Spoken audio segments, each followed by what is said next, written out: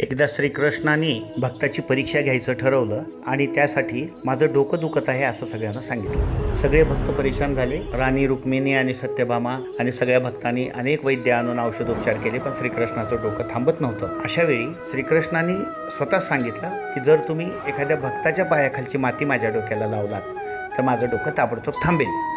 सगळे वैद्याचे उपचार थांबल्यामुळं सगळेच भक्त एखाद्या चांगल्या भक्ताची पायाखालची माती आणायची म्हणल्यानंतर कुणीही भक्त पायाखालची माती द्यायला तयार नव्हता। अगदी श्रीकृष्णाच्या पत्नी रुक्मिणी आणि सत्यभामा यांनी सुद्धा सांगितलं की आमच्या पायाखालची माती देवाच्या डोक्याला लावण्यासाठी देऊ नका, त्यामुळं आम्हाला नरकात जावं लागेल। एकाही भक्तानं आपल्या पायाखालची माती देवाच्या डोक्याला लावण्याची तयारी दाखवली नाही। मात्र श्रीकृष्णाने सांगितलं की तुम्ही गोपिकांना विचारलं का?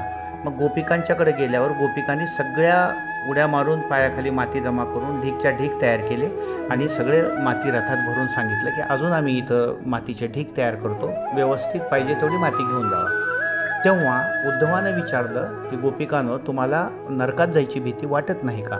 यावर त्या असं म्हणाल्या की आम्ही 100दा नरकात गेलो तरी चालेल, परंतु श्रीकृष्णाचं डोकं थांबू दे। गोपिकांच्या ज्या जागेवर गोपिकांनी उड्या मारून मातीचे ढीग तयार केले होते त्या मातीच्या ढिगाला वरदान दिलं की ही मातीचे ढीग यापुढे गोपीचंदन नावानं प्रसिद्ध होतील आणि त्यामुळे पृथ्वीवर कुणाचंही डोकं जर दुखत असेल तर गोपीचंदन लावल्यानंतर ते डोकं कमी होईल असं वरदान त्या मातीला आणि गोपिकांना दिलं। खऱ्या प्रेमाची ओळख ही अशी असते की ज्यावर आपण प्रेम करतो त्यासाठी काहीही करण्याची तयारी असते।